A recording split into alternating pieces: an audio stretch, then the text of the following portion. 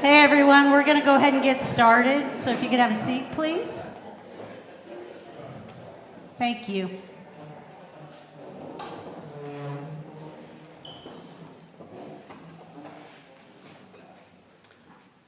Okay, welcome. Hello. So 80th birthday parties are an Ebinger tradition. My favorite granddaddy had one, and just a few years ago we celebrated my favorite Aunt Helen's 80th. But it's wrong to be calling this his 80th birthday party. At any given time in our lives, if you ask my dad how old he was, the answer is always halfway to. He would never tell us he is 80. Today, he is halfway to 160. So welcome to Old Larry's halfway to 160 party.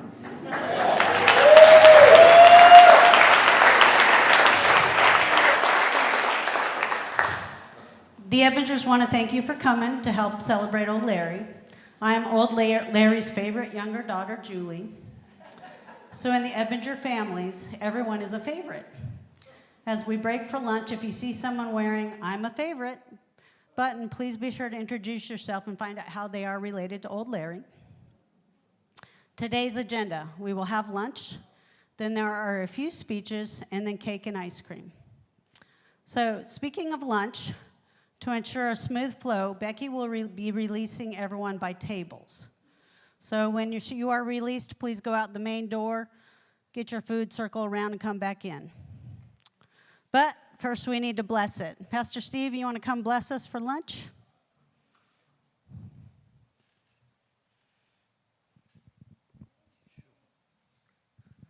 Happy halfway to 160th birthday, Larry. Would you guys bow your heads and pray with me? Father, thank you so much for this day. Thank you for this occasion as we celebrate a man that we all know and love so much, a real pillar here in our congregation. We're grateful for this opportunity to celebrate his life. We're grateful for all the hard work that's went into this celebration. We ask that you would bless the food and this meal and this fellowship, all the conversations and things shared today.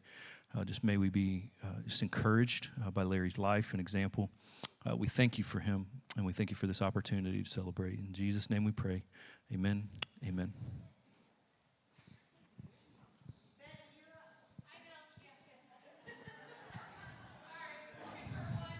Are you giving instructions? I don't know if you want. Do you want a microphone? Do you want a microphone?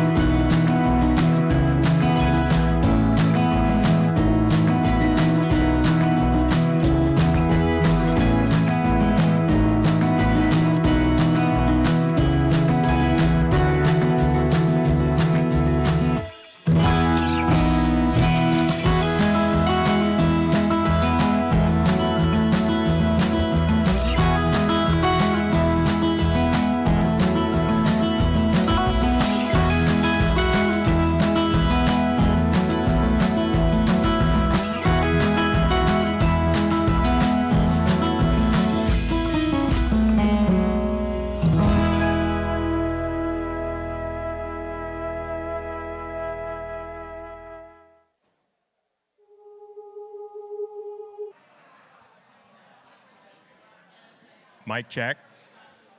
Mic check. Hello. That's me. Hello, everybody.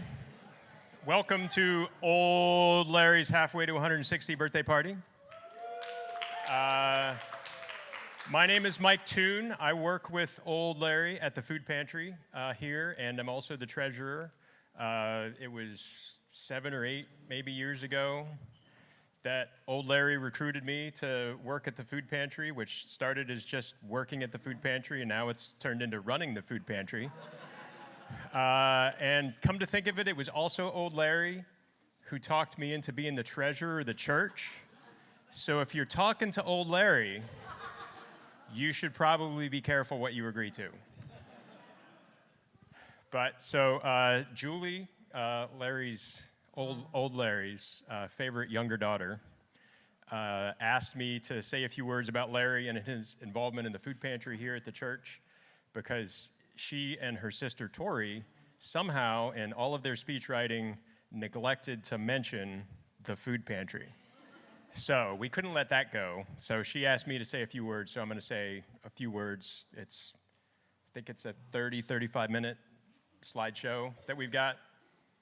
Anyway, that is not the case. So Old Larry recruited me to run the food pantry, or to work at the food pantry, probably going on 10 years ago. The food pantry is about 14 years old now. Our food pantry here at Sovereign Shores, then Water's Edge, started as a literal, here's your bag of food. And we have grown to the point now that so far in 2025, and most of this is due to Old Larry's influence in running things and growing things and improving things, we have collected over 540,000 pounds of food and served that food to over 6,000 individuals comprising nearly 2,000 families in 2025 alone thus far. So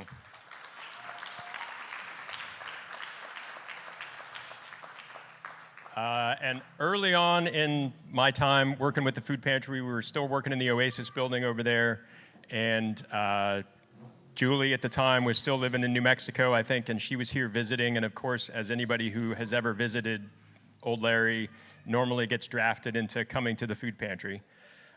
So I was talking to Julie, and I said, Julie, I'm sure you already know this, but your dad does so many things here at the church that most people don't even know about, that need to be done, that nobody has asked him to do. He just does them. And Julie's response to me was, he's been like that everywhere that we've ever been. Every church that they've ever been a part of, Old Larry was in there doing the things that need to be done without being asked or convinced. And the other little anecdote that I have to go to Old Larry's service is Old Larry, as you know, has gone on a lot of the mission trips that our church sends to Honduras. So there was one year that he was on the trip, and my wife, Kim, was on the trip, and their flight was supposed to get in on Sunday evening at, 11 o'clock, and it got delayed, and it got delayed some more, and they didn't end up landing until 1 o'clock in the morning on Monday. So I was there, and we do what we call food rescue, where we go around to grocery stores and pick food up at 8 o'clock, 8:30 in the morning. So I was there at the airport, and they got off the plane after a week in Honduras, sleeping in, what we would consider to be shacks with no air conditioning and doing hard work down, out in the heat all the time. And I said, hey, Larry, welcome back. I'll go ahead and do food rescue so you don't have to tomorrow. And his response, just right off the bat, he looked at me, he's like, why? I'm here, why would I not be doing it? So, which has been, I think, his philosophy is, if he's here and able, why would he not be doing it? He's done it in the snow, while it was snowing, after it was snowed, when someone specifically told him not to do it after it had snowed 12 inches here in Virginia Beach. Who was that? I think that was me. So anyway,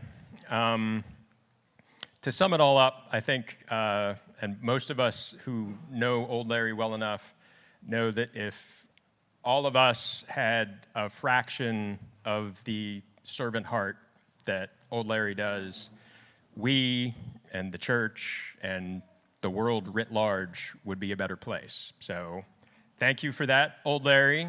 And I will now turn it over to somebody else.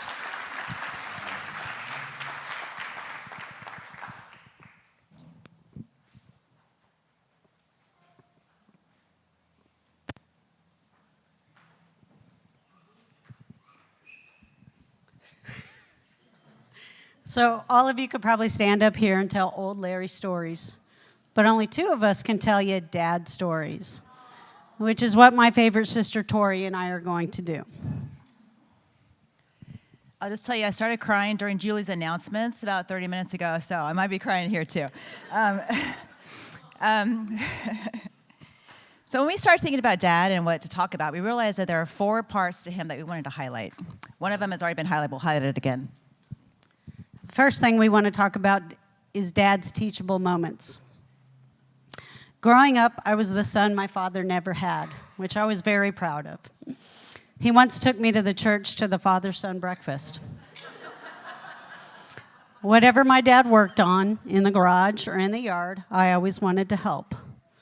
When I wanted to soup up my bike or raise the slide on my play set, he was always willing to let me borrow his tools. He had one rule. Just put them away when you're done. Well, I never did. Today, he still lets me borrow his tools. I don't always put them away, but the biggest difference is that now he doesn't remember he loaned them to me.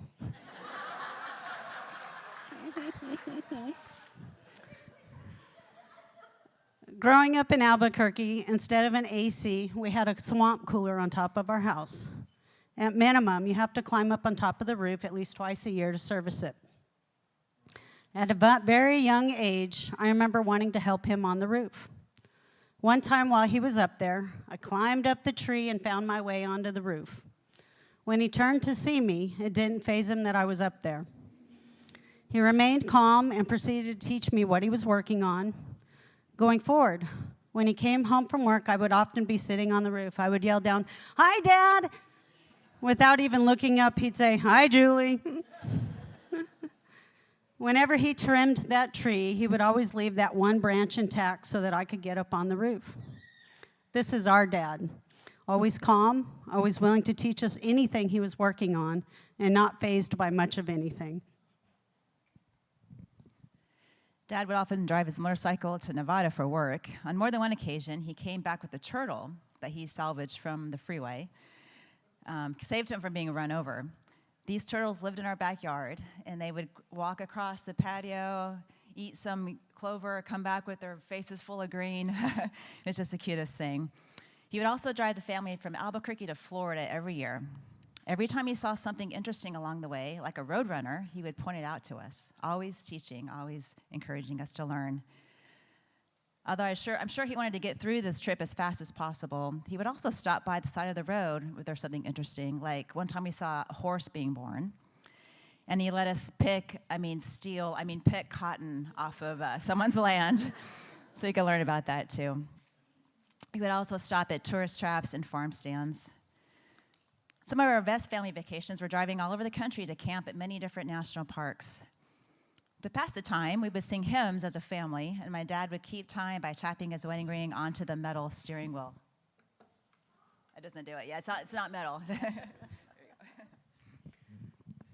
The second thing we want to talk about when we think about Dad is, Oh, well. I can't tell you how many times in life my sister and I have heard, Oh, well. For those of you that do not know what "oh well" means, it does not mean he doesn't care or doesn't have feelings for or about things. He will explain it as there are 2 things in life, those you can control and those you can't control. So why worry? You can either control it or you can't, but there's no sense in worrying. Thus, his first response to any situation is always, Oh, well. I lived in Austin for about 12 years. About 8 of those years we spent remodeling a house that I lived in. Dad made several trips to Austin to help me with the house. One time, Dad and I gutted the kitchen and moved it into an entirely different room. We put in new everything: electrical, plumbing, subflooring, cabinets, so forth. Another time he came out, we put a metal roof on the house. There were many other trips and many other projects. After working on essentially every aspect of the house, I decided it was time to move back to Albuquerque. The fastest way to sell the house was to sell it to a developer for the land. I asked Dad if he cared if the house was torn down. He said, "Why would I care?" I said, "Well, Dad, you've done so much work on it." He said, "Oh, well, it's just a house." When we were living in Ohio, I was pulling into the driveway and somehow ran into the fence, which also dented the house. Dad's reaction? Oh well. Several years ago, our daughter was backing out of the garage and broke one of our rear view mirrors off of our car. She was nervous that we would be upset, but our answer was, oh well. I'm so grateful for that. This part of his personality had influence on my parenting. Anyone who has spent any time, we already heard this, with Dad knows that his love language is acts of service. When we lived in Ohio, I often woke up to see him outside scraping everyone's windshields during the freezing winters, and it gets cold in Ohio. And then he would shovel the sidewalk and the driveway. I was so grateful. I hate being cold. He's such a nice guy. When my husband, kids, and I were living in Charlottesville, lightning struck our house and caught it on fire. Everyone was fine, but afterwards, our insurance company said we had to install lightning rods onto our home.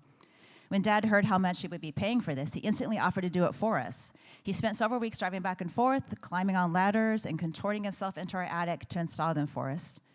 That's just who he is. He's just a nice guy. He's such a nice guy. Although it's funny, this morning, my husband and I were on a walk. I was telling him what I was going to talk about today. He's like, "I think we still owe your dad some money from that. So let us know, Dad, and or else maybe you can say, oh well, oh well." When it came time to leave Austin to move to Albuquerque, Dad flew in, rented a 26-foot truck. We tore everything out of the house. Hi, Lincoln. The kitchen, the doors, the windows, some metal panels off the roof. I then took all of that and we used it to remodel a house in Albuquerque. Then it came time to move here. Again, he flew out, we rented a truck, packed me up. I sold the house for a nice profit, and he drove me and my pets to Norfolk. Granted, through all of this, there were many remodeling lessons and fun memories that he and I share. But he also taught me none of it was about the house or houses. It was all about the time spent together. Now I'm on house number 3, and yes, the remodeling continues.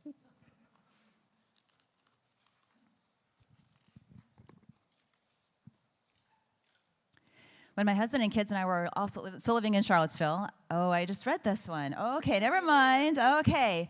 One of the most special times, we edited this on the fly. One of the most special times we had together was the night that my daughter was born. Mom, and Julie had flown to Boulder to meet their newest, greatest, favorite granddaughter, but she hadn't arrived yet. When I went to labor late at night, I came to sit on the couch in the living room. Dad was there, and as the labor pains got more and more intense, he sat with me through the night to allow my husband to sleep a little bit longer. It was the best and hardest few hours I've lived through, and I'm so grateful that he was there. Another thing that's synonymous with my dad is Sharpies. Dad always has a Sharpie in his pocket. If you look closely, it has his initials taped to them. For a long time, I thought, man, he sure loves his initials so much he tapes them to everything. He will tell you this is so he doesn't accidentally take someone else's pen or Sharpie. The LWE Sharpie is a running joke in our family. They managed to pop up in random places over the years. For example, I was once walking through Lowe's and found one on the floor. For a split second, I was confused to how it got there, but felt delighted to find it. Then I remembered that I'd found one at my house earlier in the day and stuck it in my back pocket Well, it must have fallen out. Another time, one came falling from the sky and landed on the ground in front of me. Well, Dad was about 40 feet up in the air cutting down a tree, and it fell out of his pocket. The joke then became the LWE Sharpies must grow on trees. I even found an LWE Sharpie in my gym bag in Colorado. I have no idea how it got there. I probably just stole it. And boy, do those Sharpies come in handy every time we go out to eat. If there's a doggy box, he writes our initials in big, bold Sharpie letters. How many of you have experienced that? Finally, as his church family, y'all know just how much he loves God and church. In fact, one of the most lasting lessons that he and Mom taught us was the importance of Christianity and going to church. My mom played the piano, and Dad was a Sunday school superintendent when we were growing up. We were at church 3 times a week at minimum. He was also the usher, the sound guy, an elder, and probably a lot more that I don't even know about. In our church, the youth group would all sit together and, unsurprisingly, would often pass notes and goof off during service. When that would happen, he would walk over, snap his finger very loudly. He had the loudest snap I've ever heard. And that would all shut us up very quickly. Growing up, I absolutely took Dad for granted. But now that I'm older, I can really appreciate all he did for us. Having such a great father inspired me to pick out a great husband. One that loves our God, our family, and is so patient and kind, just like Dad. And boy, did she marry our father. No, I did not marry our father. A few years ago, I decided to get baptized. I was so thrilled when Pastor Steve suggested that Dad do it. That day, as I stood on this stage talking with Dad standing next to me, I could hear him trying not to cry. I remember thinking, don't look at him, don't do it, for fear that I would cry too. This is one of my favorite memories. In conclusion, we have some fun facts about Dad and some about Mom. Dad is colorblind. As kids, we were kind of bratty. We would play Uno with him and tell him, oh no, that's not green, Dad, you can't play that. So he would win. Sorry. Oh well. In high school, he was a pole vaulter. He was into mountain climbing. He went to college in D.C. and lived in a boarding house. For many years of his life, his main transportation was a motorcycle. In fact, he and my mom took his motorcycle trips on road trips to various other states many times. Mom and Dad have an almost adopted daughter. Her name is Rachel, and she lived with them for a while. Rachel actually went on an Alaskan cruise with the whole family many years back. Rachel, you want to wave? Dad is very honored because on the day that Rachel got married, Rachel was dancing with her father for the father-daughter dance. Halfway through, she left her father to go dance with my dad. Dad and Mom met on a blind date after they got married, and they left Florida and moved to New Mexico for Dad's work. Tim, this one's for you. Speaking of his work, I can't tell you much, but I got permission to tell you that he worked for Sandia National Laboratories.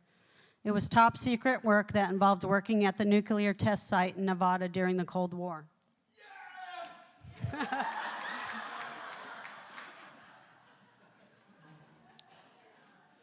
He officially retired at 45 once the Cold War ended. I mean, the man does have a sugar mama. Go ahead. That's you. Since his retirement, he has dedicated his time to helping my mom in her past medical practice and in various other ways, including traveling the world with her. He has also been involved in any way he can find to help at the food pantry and church. One of my favorites, Dad is such a sweet, sensitive guy. Whenever someone in the church gets baptized, you can often see him wiping a tear or two away. On that note, I would like to introduce my favorite brother-in-law. You're good, yeah. That's you. So, Tori and Tommy met in high school, so I was in junior high. And Dad and I went to the high school to pick up Tori after band practice. And she came out and she said, Dad, this is Tommy. Do you care if I go with him and he'll bring me home later? And Dad's like, sure. So we're driving home, and I said, hey, Dad, what's Tommy's last name? And he said, Guess. I said, I don't know, Dad. Just tell me. It's Guess. No, Dad, I don't know. We pull up, and I'm frustrated. He's giggling. We pull up, I run in the house, and I said, Mommy, what's Tom's last name? This is pre-cell phones. Mom says, Guess. I said, how could they both be in on this joke so quickly? You guessed it. My brother-in-law, Tommy Guess. Okay, I've heard that before. Yeah, so I am a son-in-law of Larry, and I'm so glad to be here today. And I just want to take this opportunity to thank the whole Ebinger family for, I think we've known each other now 40 years, if I'm doing my math right, and you guys invited me in very early on. I've always felt like a son. You've been very generous, and I want to thank all of you. So I'm actually going to start with, I'm going to work to Larry. I don't have much to say, but I want to say, Julie, ever since I met you, you always make life a lot more fun, very humorous. I just remember when visiting you guys in Cleveland, and just, maybe you were just like a little irreverent or something, but it was just hilarious. We were in the car, and I was just laughing as we were driving around. So I want to thank you for that. It's great to see what God's been doing in your life through the years. Peggy, a story I've told many people. When I was in grad school, I had a really hard year where things didn't go well, and I was thinking about quitting. And Peggy took me aside, and she said, Tommy, 10 years from now, 15 years from now, if you spend another year in school, you'll never remember it. It'll just stay. And that, I thought a lot about that, and I stayed, and I finished my degree. And that, I wouldn't have done it, I don't think, if you hadn't told me that. And I've shared that with many people through the years who've been going through difficult times, and say, hey, 1 year is not going to make a difference down the road. I know from experience, so I want to thank you for that. Larry, so when I met Larry, like, I've never known anybody like him, and it's great to hear some of these stories people are telling. And I'm just going to share two things. One, early in my life, when I first met Larry, we went to the grocery store, and he was putting shopping carts where they were supposed to go in the parking lot. And for me, it's like, this doesn't compute. Like, it doesn't make any sense to me. And I was thinking of rational reasons of why he shouldn't be doing that and why I should tell him he shouldn't be doing that. But it didn't leave my mind, and hopefully I picked up some of that. Tori says that I'm like as patient as her dad. That's not true. But Larry does that for all kinds of things. And so, Larry, I do go around the lake occasionally by our house, and I pick up trash now.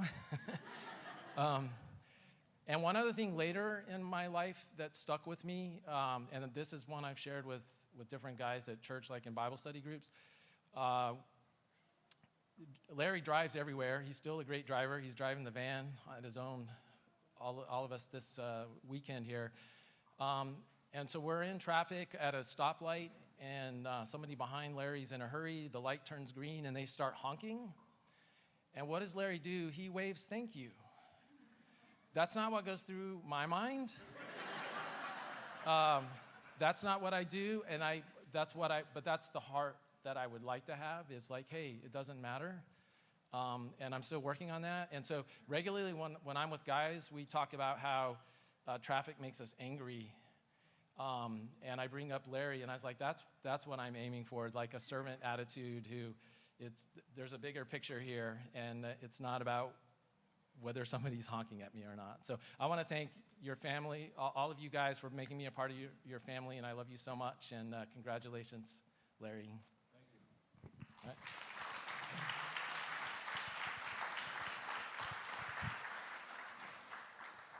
So, Dad, Tori and I wanted to do a special gift for you.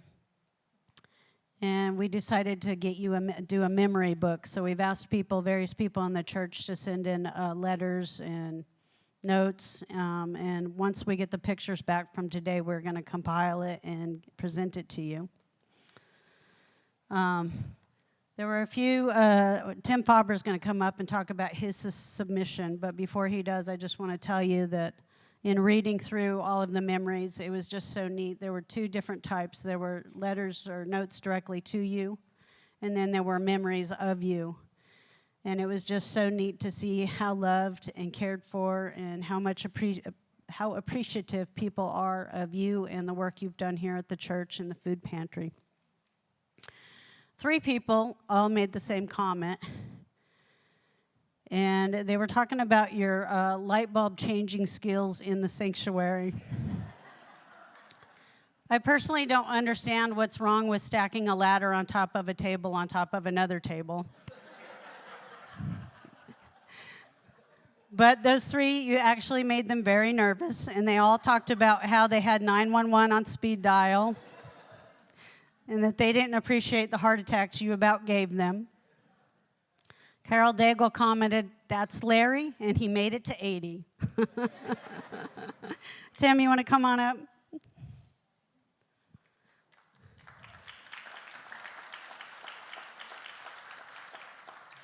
Also, if any of you would like to submit anything for the memory book, we have about 1 more week left, so feel free to do that if you're interested in doing that.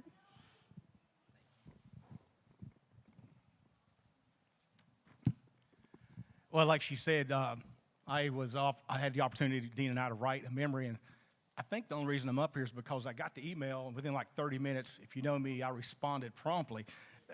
So sometimes it's good to be first. What I like to do, though, is I'm going to read this verbatim because it is a memory to Larry from Dean and I do want to step back and just kind of provide some context. So first to Lee, not sure where to start, so let me first by saying happy birthday.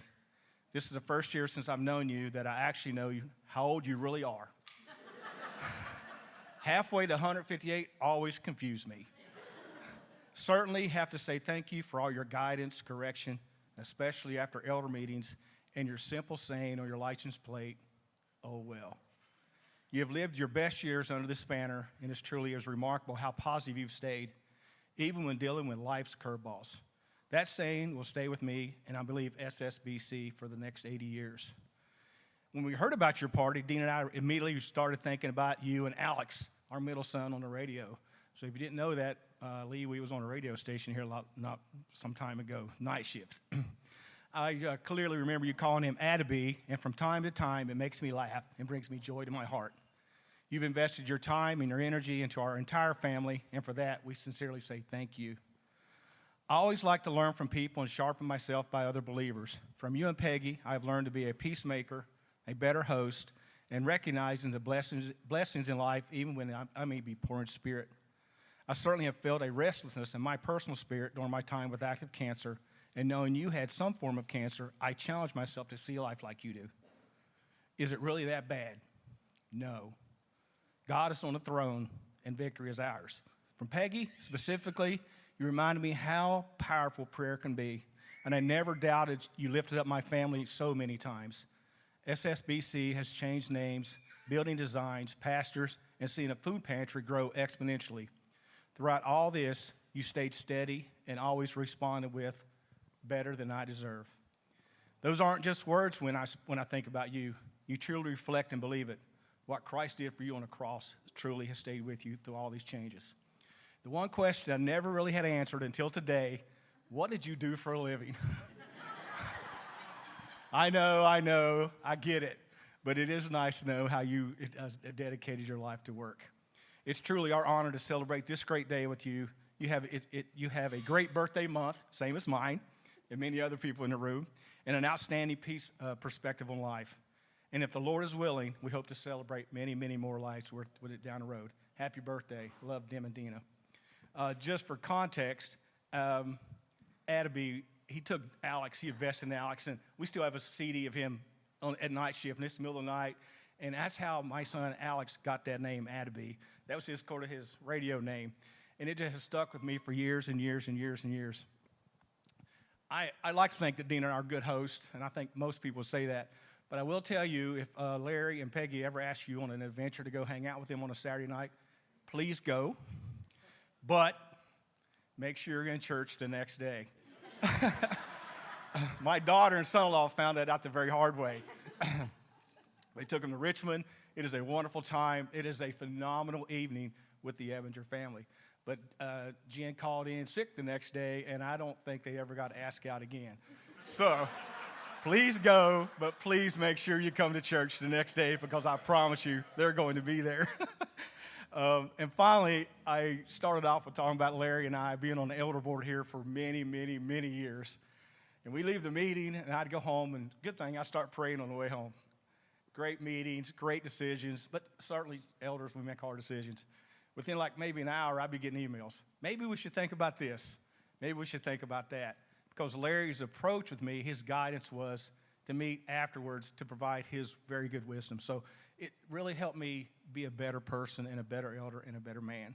So thank you for that. And the final thing is good. I like to know what you did for a living, so thank you again. It's nice to know how you served your time out in New Mexico. I will go home and watch another movie, I'm sure. Dina, you have anything to share? I do. Happy birthday. You know, one of the things, speaking of our middle son, Alex, he was in the house last week, and I asked Alex, I said, hey, Alex, when you think of Larry Ebinger, what do you think about? And Alex is 30 now. And when Alex was, I think he was like 7 or 8, Larry came by the house late in the afternoon and grabbed my young boy, and they spent the night going through DJing.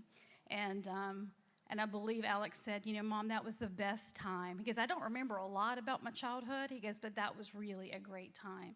And time to time, he'll say, DJ coming at you, atta-bee. But he wanted me to tell you happy birthday and how you have just loved and supported our family. But I wanted to share with the girls an oh well story, right? So for many, many years, I volunteered and led various people or youth group, right? And teenagers, they're just so dumb sometimes. And they wanted to go to Taco Bell across the street. And I said, okay, guys, it's dark, go with the group, go to the stop sign. But they felt the need to play Frogger. And so one of the kids got clipped by a car. And I had a guest speaker that night too, Adam Radstatter, and I thought, this guy is never going to come back, right? I called Larry because there was like an incident report. I was like, hey, Larry, the kid is good. They're okay. I said, but I'm pretty sure there's probably like an incident report. And he says, are they okay? Did they go to the hospital? I said, no. He goes, oh, well. I said, well, what do you mean by, oh, well? He goes, oh, well, we'll figure out the report later. I left mad. I was angry because I was like, but I get it now, and Tim and I use that as well in our parenting. It's like, you know what, you have no control over it. It is what it is. God's going to direct you and guide you. And I'm trying to say, oh, well. But one of the things, Larry, I know that you and your wife pray over my family, and I know for a fact that you do when you say that you do, and we feel it. Tim was being deployed one year, and it was Halloween, and we were at the Robies. And our kids were little. We have twins. They're in college now. And we were out trick-or-treating. And Larry went trick-or-treating looking for me and all those kids and all those darkness so that he can look face-to-face and tell me that he was here. He says, if you need anything, Dino, when Tim is gone, I want you to call me. And I thought, what man would go seeking me out on Halloween with all these kids to tell me that? And he says he's not the type that's going to call. He would prefer to see and let you know that he cares. So we love you very much, and we thank you for loving our family. So happy birthday. Happy birthday.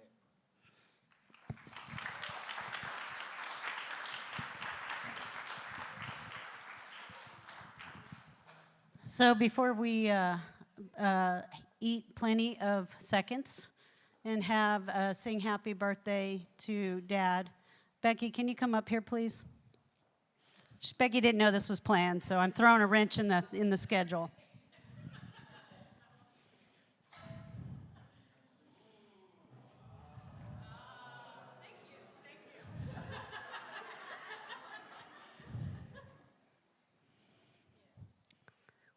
So those of you that have been at the church a while know that Becky is the event coordinator extraordinaire.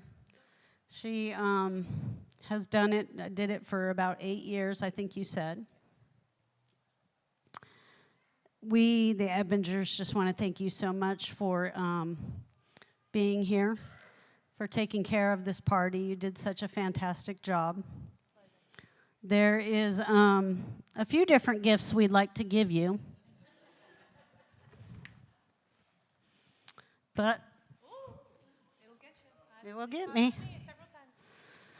So when Dad and I were talking about how bittersweet that this is essentially the last event that Becky will be planning, it's not necessarily for the church, but the church is participating in. We just talked about a few things, and basically I said, Dad, how do you feel about that?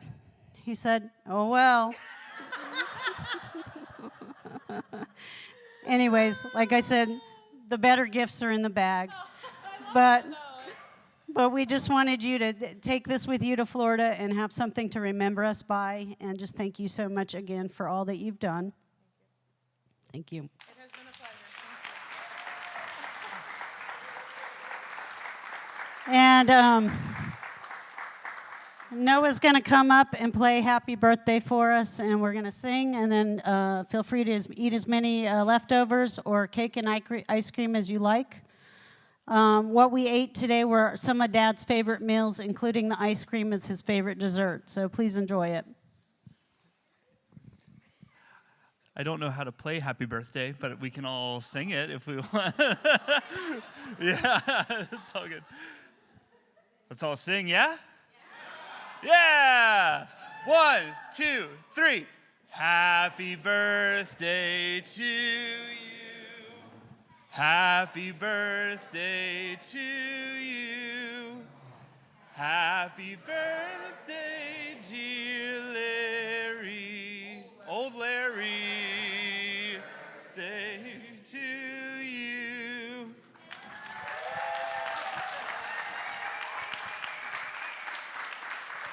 Blow out your candles.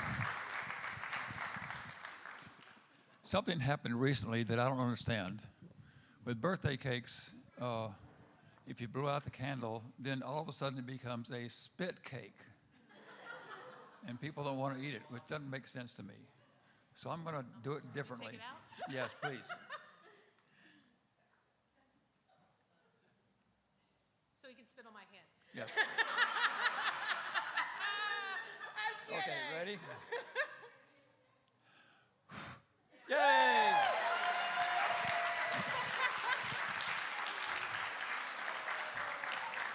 With great fear and trembling, I'm going to introduce somebody that most of you don't know. They came all the way from Africa or South America or somewhere like that, or Florida. Anyway, we have been supporting them as missionaries for 30 years, maybe, I don't know. Anyway, they were so gracious to come, and all the way from Africa. I guess he was in Rwanda or somewhere. I don't know where you were last week. But it came to be with us. And Leanne and Terry, would you stand up so I know who you are?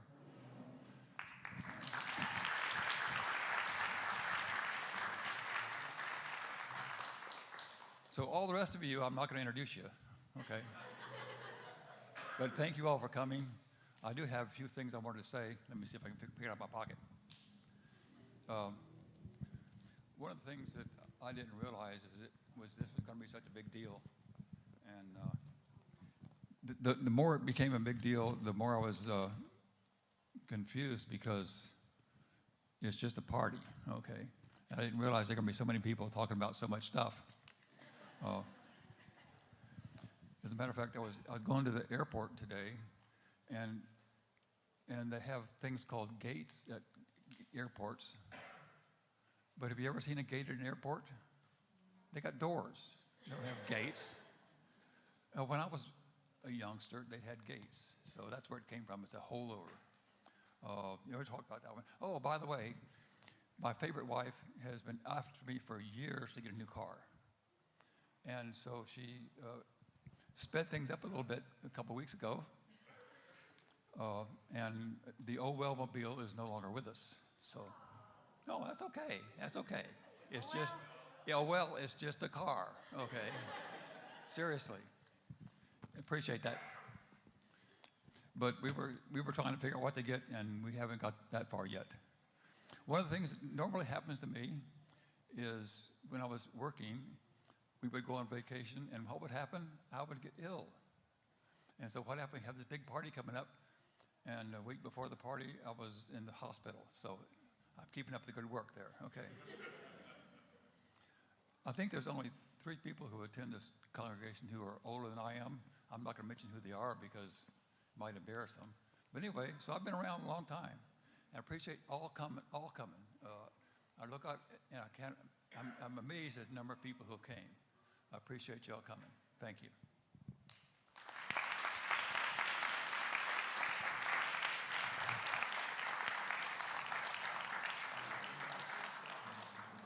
Feel free to go ahead and get, or excuse me, sorry, one last thing. Carrie is going to come around and just get pictures of each table. And after she gets your table, go ahead and feel free to go get your cake and ice cream. Thank you.